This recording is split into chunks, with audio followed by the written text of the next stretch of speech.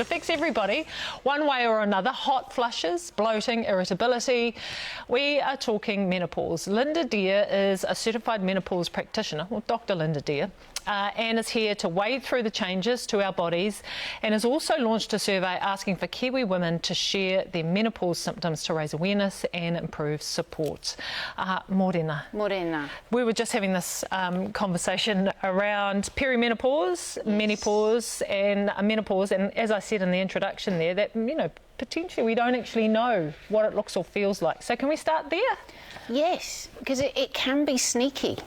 You know, and although it's inevitable, as long as we live long enough, which most of us do, you know, a lot of the time it isn't recognised because it can be sneaky and it can look like other things. And when you hear the word menopause, everybody automatically normally thinks hot flushes, yep, you know, and yes, they are a very common symptom, and yes, they can be terrible. But that's not the only symptom, and it's not a requirement. So you can be in the throes of perimenopause and not have a single hot flush. Yeah. Your periods can be completely the same, but your hormone levels are changing and they are fluctuating. And that's what the perimenopause phase is. And because we basically have estrogen receptors all over us, from head to toe, it's hard to find a cell in the female body that doesn't have an estrogen receptor stuck on it, waiting for instructions. You know, it's a very busy, bossy hormone. So we feel that in different places as it fluctuates. Our brains, it affects our mood, it affects our ability to think straight. We've got receptors in our skin. You can get itchy skin, dry eyes, palpitations, sore joints. Your sleep can go haywire. So it can be all these vague things, and that's why it's often not recognised.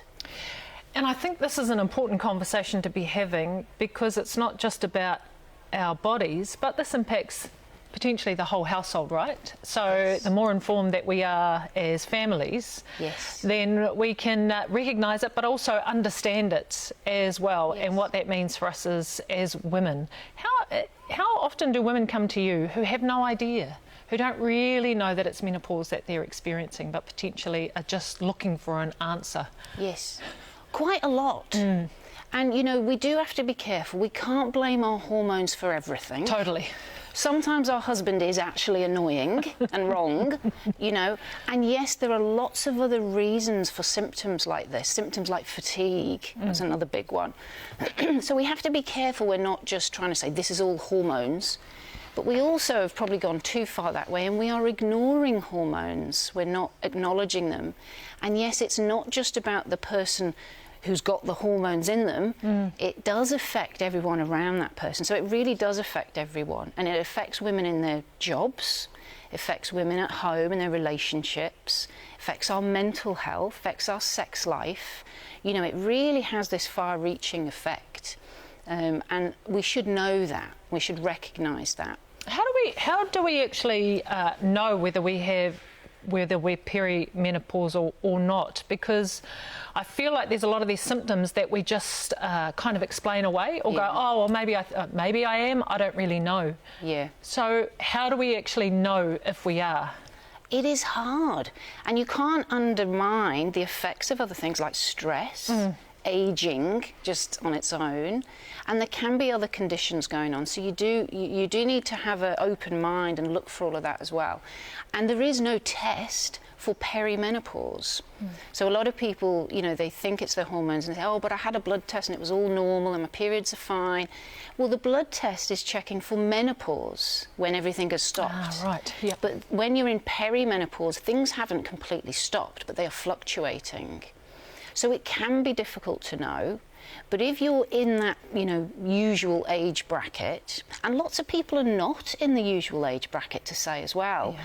Some people go through menopause very early. 1 in 100 women go through it before they're 40, 1 in 1,000 before they're 30. You know, and sometimes that's because it's happened for unnatural reasons like surgery. You know, women who have their ovaries removed have a very tough time, because that is menopause overnight. They don't get the luxury, not that it's a luxury, of perimenopause. You know, that sort of transition, which is a lot like a second puberty, really. You know, it can be just as turbulent, sometimes even worse. when you're, you know, a lot older, a lot wiser, a lot more busy, but you can be all over the show with it, mentally and physically, and then that does impact everyone who cares about you. So we should all know about it. We should know it's coming. And it's not all doom and gloom. You know, some people breathe, it sounds it, doesn't it? Some people do breeze through it. It's not a disease. And there can be some really positive sides of this phase. You know, that intolerance we get, sometimes it helps us figure out what's good for us and what's not good for us. And we make more decisions, and sometimes you can get a new job, new hobby, new husband, you know. Whatever, it can be kind of positive, but we have to acknowledge for some people it is actually a rough ride, and we need to be supported at work, at home. You know, we need to know that for some people it's not the same for others. Tell me about the survey, because you want more women to fill out the survey. So tell me about it, and where can we find it? Yeah. So the survey is, you know, all these stories I've heard over the years. Let's bring them, as many of them together, make a big story, everybody's story, because it's not the same for everyone, but there's a lot of things that are similar. So the survey, it's online. You can get to it by www.menosurvey.com, and it's going to, you know, it's quite a few questions on it. It's a big topic, so make yourself a cuppa, settle down.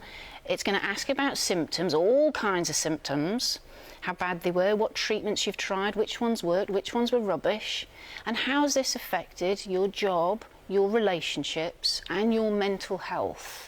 Because that's a big side of perimenopause that's often not spoken about. Is hormones can mess with our heads, you know, and you can have a lot of emotional symptoms. Anxiety is probably the thing I see the most, and it can come out of nowhere for some women who've never had it before.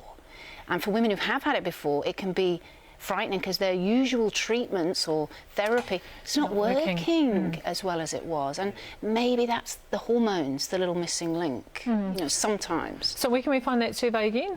So it's www.menosurvey.com. And you can just go in there, and everything will be anonymous, but it's all going to be pulled together, and then we can get some good numbers, some good data, because we don't have that here yet, to see what is the impact like here. What's everybody's story? Because it's our story. Yeah, and it's important to have as many as we possibly can. Dr. Linda Deer, thank you so much for our little chat this morning. Thank you. I mean, as I said to you, I'm perimenopausal at the moment, so I'm all about talking about menopause and how it impacts on us. So I appreciate the conversation this morning. All right.